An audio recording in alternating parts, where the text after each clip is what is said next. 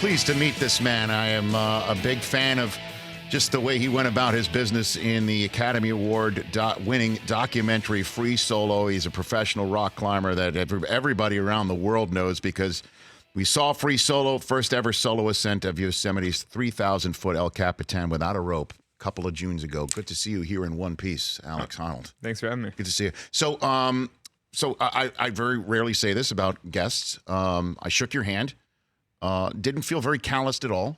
It seemed like you got a nice sort of non-calloused hand. Does that mean you're not climbing these days? No, actually, and people say that it's because my whole hand is basically one callus, and I sand my tips all the time. I sand my skin. My skin is pretty hard right now. Is that really? Yeah. So you spend time just sitting around and sanding down your hand? Yeah, like using sandpaper to like trim all the extra skin off your hand. What have you ever measured your hand? Because that is in the NFL business, a hand size is a measurable. Oh, is it? No, I've never measured. You've anything. never measured your hand. No, and for climbing, it would honestly be better to have a smaller hand, I think. Why? Because the actual climbing holds have an objective size. You know, they're say a 10 millimeter edge, or, you know, like a 1/4 inch edge. Right. You know, the bigger your hand is, the smaller the edge feels relative to your body. No kidding. You know what I mean? So if you have smaller fingers, the edges feel bigger. Because I would think you'd need more gripping space for your work. Well, no. By the way, I'm going to sound like a total idiot when it comes to talking about rock climbing, just so you understand. Yeah, no, I imagine you don't speak to many climbers in the show. I don't. No, not many. No, not many. Well, I mean, in basketball, they call it The Rock, shooting The Rock. I mean, I have spoken to the actor The Rock, but that's other than that, you're kind of the first. Oh, well, Alex. I appreciate it. I'm honored. Yeah, but so I would think again that you'd need to have more of a hand. No, span. I mean, if anything, there's more mechanical advantage if you have smaller, smaller fingers. So climbers often talk about it as a 1-pad edge or a 2-pad edge. Basically, the pads of your fingers, like how big the edge is relative to your hand. Right. And so if it's a 2-pad edge, it feels quite big because a lot of your hand is on it. Right. But if your hand is really big, then everything feels small. So, what is the toughest thing you've had to grip that's not a rock? Well, actually, the clip we were just showing, the boulder problem on El Cap, I mean, a few of those holds are very, very small. They're, say 1/6 of the width of the edge of my thumb. I mean, it's really hard to apply leverage against something that small. So how do you do it? How in the world do you do it, Alex? Well, I mean, the thing is, it's just to be clear, you're not holding your whole body weight off holds like that. You're using them as sort of counter pressure between your feet. So in the case of the climbing on El Cap, I'm balanced on my footholds. Yes. And then I'm pressing up into the handholds and then sort of maintaining tension, with your core between, hands and feet. Do you work out at all? No, of course. Yeah. No, I was about to say, I mean, but I'm just wondering if your rock climbing is the exercise enough for you? So climbing is most of the exercise, and then I also do extra core workouts. I do, opposition things like push-ups and things to, maintain, healthy balance. Right. Because climbing is all pulling muscles all the time, so sometimes you have to work the pushing muscles separately just to make sure that you don't overdevelop. So the core is basically your lifeblood, pretty much. Yeah, I mean, so your legs should be the thing driving you up a wall when you're climbing, and then your core is what sort of connects your arms to your legs. So yeah, I mean, you have to sort of keep them all pretty well. All right, so that's the how, in a way. The why. Why do you do this? Well, the why is a lot harder too.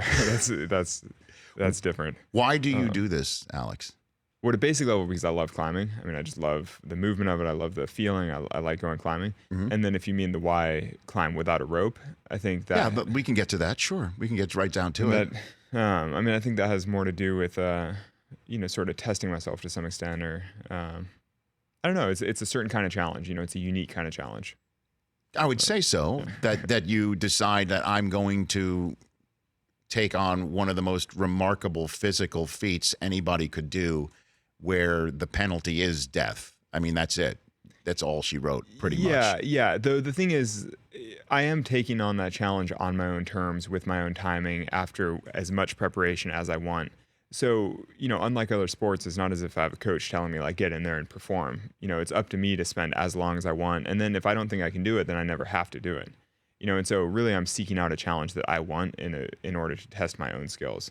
Well, I mean, right now in the NFL, Antonio Brown, one of the best wide receivers in the game right now, is having an issue because the helmet that he's always worn in the first 9 years of his career, the NFL is saying it's outdated, outmoded. He can't wear it anymore for safety issues.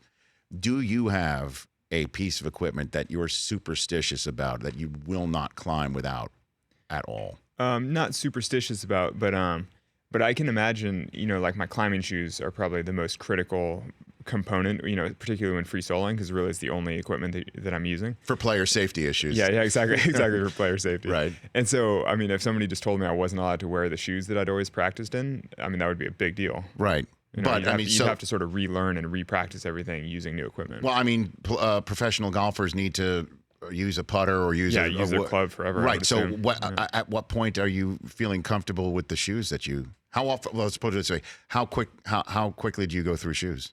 Pretty much. I wear 3 climbing shoes in a handful of months of heavy use, but I use the same model all the time, so at least I kind of know, I know how it wears over time. Okay. But for the hard free solos, you have to have a perfectly broken in pair of climbing shoes that are just the right state, and so for the free solo of El Cap, I broke in a pair of shoes right to where they were perfect, and then I sort of shelved them for several months until I was actually ready for the climb. And then the day before the actual free solo, I took them back out of the box and sort of played with them a little to make sure they still felt perfect. How do you do that? Like, what's your process? I just did a little bit of bouldering with really small edges, so basically some practice climbing with really small footholds to make sure that the shoes felt perfect on the footholds. It's just. And what about the clothes? You told me something backstage. Oh yeah, the clothes I just wore. I wore the same clothes for all the practicing and then for the actual climb, just because I wanted everything to feel exactly the way it had when I'd practiced. I mean, I assume that's the same with all sports, right? I mean, people perform. Well, I mean, so I need to clarify: same exact shirt or same make of shirt? No, the same shirt, yeah. But I mean, I was living in a van. I don't have a washing machine. I don't have, you just wear the same shirt. So yeah, I mean, hygiene wasn't. I was unstressed, but I was by myself in a car. I mean, who cares? Are you Alex Honnold here on the Rich Eisen show? Are you still with the same girlfriend? Yep, no, same girlfriend. Sonny, she's right? Awesome. Yeah, Sonny. Well, God bless her. Yeah, I know. Yeah, what a saint. Yeah, she's a very, very tolerant woman. Okay. So where are we right now with you and your girlfriend? Oh, right now, because I mean, again, I don't usually ask personal questions of people, but I mean, that was a very crucial part of the documentary. Yeah, Alex. It was a big part of the film, and she was a big part of the whole film tour with me, which was also sort of an incredible experience. Right. And now we're just back to living normal life together. Living a normal life together. Yeah. Okay. Which is very nice, actually. Okay, that's great. Who did you meet at the Oscars? Oh, I mean, yeah, everybody. It was crazy. Drop some names. Drop some names. Yeah, come on now. I know you don't like to drop. Drop names. Yeah. No, Mahershala Ali shook my hand going up on stage for the Oscars, and then afterward we were like, "Did Mahershala Ali just shake your hand?" I was like, "I think he did." Yeah. And then there's this classic anecdote later at one of the after parties because he was going by with this whole suite of security, and Sonny had just grabbed a bunch of little snacks from the buffet thing, and then she saw Mahershala was about to turn to her to introduce, and she was like, "Oh!" So she threw all the snacks on the floor, and then was like, "Hi, I'm Sonny," all charming, shook his hand, "So great to meet you." And then he and his suite of security walked away, and then she was like, "Oh, I got to pick up all my snacks off the floor again." You got to get your hands empty if you're going to shake. But she was like, "This is my chance. He's so handsome." Well, I mean, this is great. I mean, so are you going to the Emmys also? Yeah, I think so. Okay. Are you going to wear some more North Face stuff? I'll wear whatever I'm told to wear. Why don't you climb? Why don't you climb something like the set? Would you? Oh, at the Emmys? Yes. I don't like to climb things when I'm going to get in trouble. I don't want to get arrested. I don't want to, Alex, if you climbed, first of all, they don't have a host. So they're free soloing the program. There's no host at the Emmys? No host, as a host, by the way. Be careful, Alex. No, it's okay. It's all right. We're without a net right now. There's no ropes right now. They're without a host. Huh. So who's going to stop you? Have you offered? Maybe you should do it. I have, Alex. Oh, yeah. I have. And I'm just a sports guy. So you're just a climber, right? I mean, you're more than that. Sports to the Emmys. I think so. Yeah. So, but I'm saying, first of all, there's no host. So who's going to stop you? And two, that would be the most amazing part of the Emmys if all of a sudden, right in the middle, they spotlight you and you're up there. I mean, it can't be that tough to go up. No, it's probably not that tough, but it's a little gimmicky, and then you wind up detained, and then it's hard to get out of town, and I don't know. You know what? You're right, Alex Honnold. You're right. Gimmicky and detained. I just don't want to wind up on probation or something because I was playing around. So, before I let you go, what's next? Are you planning on doing? Where are you now? I know that was a question for you in this documentary. What's next? Where are we now? 2 years later, about next. Basically still just climbing all the time, just seeking out, new climbing challenges. I'll be in Yosemite this season working on a new route on El Cap, but climbing with a rope, climbing with a partner. Just, we'll see about future big solos. We'll just see how it plays out. So you're going to go back to the same spot in Yosemite. Well, yeah, so I've spent maybe 3 months a year for the last 12 years in Yosemite, Right. always trying to climb new routes and challenge myself in different ways. And so I'll Right. just continue doing that and kind of see where that leads me. Another question I have for you. How do you get down? On El Cap, you can actually run down the side. It's kind of a big, broad shoulder, so you can kind of run down. What do you mean run? Well, you can walk down, I guess, but I ran. I was very excited. All right, hold on a second. It's funny, Chris. Alex sat down. He goes, "How long is your show every day?" I said, 3 hours. He goes, "Man, that's a long time." And I'm like, "Okay, it's only 56 minutes shorter than the amount of time it took you to free solo 3,000 feet." So it's. I mean, that's nuts. Yeah. So hold on a second. You went up El Capitan without a rope in 3 hours and 56 minutes, and then ran down. Yeah, it was like a 45-minute run back down. I think that day was the fastest I've ever made it back down. I was so overpsyched. I basically like sprinted down. But man, if I did that, I would camp up there. I would have a snack. Absolutely. I know you've got the powder behind you. Yeah. I would have snuck at least a candy bar or something up there. No, I had some snacks. The camera guys brought snacks up. Well, that's part of the beauty of making a film is that the guys can bring you snacks. What do you mean? So you're hanging there and you took a free hand to just have some almonds? There were camera guys on the summit as well.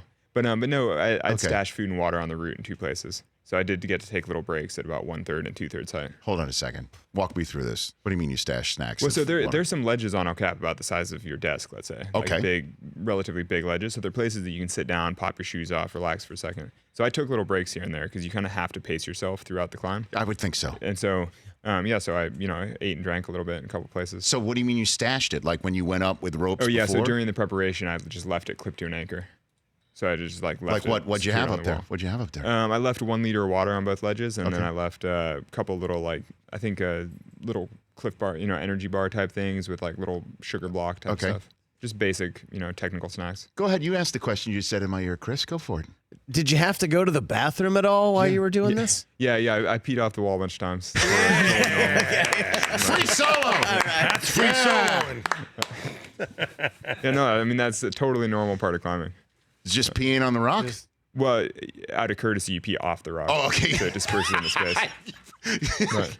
For somebody who's free soloing, that would be a courteous thing, is that you just not do that, right? Well, yeah, you just don't want to make it, because so many people climb El Cap and people camp on the wall. People spend 4 days climbing the wall. And so the main ledges, like the places where people camp, do wind up smelling like urine because if everyone pees on the wall. Sure. But it would be also courteous to make sure you don't take somebody else's food or water that's stashed, right? Yeah. Yeah. So that's what you did. So you had a little bit of it, and then you ran down. Yep. But the thing I would have walked. I would have seriously. I'd have stopped. Maybe had some s'mores or something. Seriously. Well, no, but that's amazing. Well, think of it as my home is right below me, so I would just want to run down, have my normal lunch, talk to my friends. It's pretty exciting. You just want to. I'm sure you were buzzing. I mean, I just cannot imagine.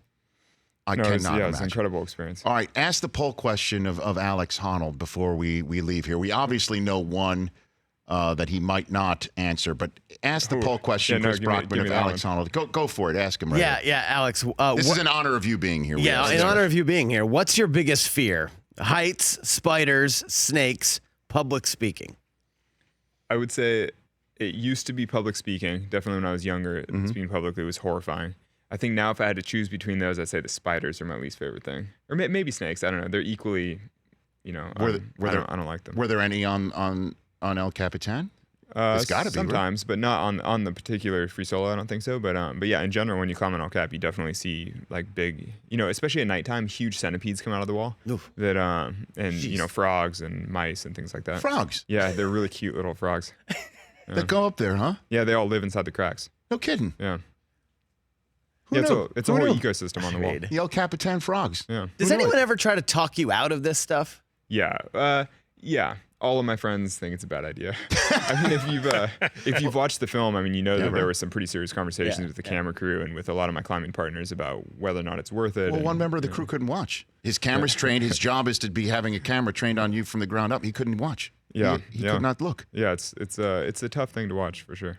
Yeah. Is it a tough thing for you to watch? No, I think it's great, but when you're watching free solo, it's not like at one point you go, "Oh gosh," even though you obviously know the outcome. The thing is, I remember how I felt, and so I know that I was perfectly comfortable and that it all was an incredible experience. But I think if I was watching one of my friends do the climb, I think I'd find it slightly unnerving as well. I would think slightly unnerving. would definitely be one way to put it. Hey, man, congrats on everything that's going on with you. Before I let you go, let's talk about the Honnold Foundation, and HonnoldFoundation.org is how you can help get involved with what you're doing. Oh, we've been supporting solar around the world for the last long time. Basically, it was just my attempt at supporting environmental projects, and, Yes. and then wound up gravitating towards solar because it helped human lives more. But So you're building solar energy. No, putting solar on people's homes. We've done some things abroad with just solar lanterns, like lighting villages that don't have access to electricity. But like right now, we're working on the first cooperative solar microgrid in Puerto Rico. It's basically putting solar panels on a bunch of businesses in a community for a cooperative microgrid. It's just, different projects, different places, but just an attempt at doing something positive for the environment that helps people. Well, I look forward to the sequel. You think there's going to be a sequel? Free Solo 2? I doubt there'll be a free solo. Honestly, I think the crew is too stressed to make a free solo too. Well, I'm serious. The crew did an amazing job and absolutely deserved the Oscar for Best Documentary, and I hope they sweep every last Emmy nom that they have, and you enjoy I do that. too. Send my best to your girlfriend, I man, will. because she is definitely, as you say, a saint, just sitting out there and rooting for you, and that phone call comes, and I'm sure she loves hearing your voice. Thanks for coming on this show, brother. I appreciate it. Thank you got for it. having me. At Alex Honnold on both Twitter and Instagram. Free Solo. Check it out, the Nat Geo documentary, wherever you possibly can. It is amazing. Download it. iTunes, Amazon Prime, Google Play, YouTube, Vudu, Xbox, Fandango, and then the Nat Geo TV app and on demand. You can basically see it anytime you want. Good to see you, sir. Thank you. You got it. For more of The Rich Eisen Show, tune to Audience Channel 239 on DirecTV for free on BR Live or download the Rich Eisen Show app.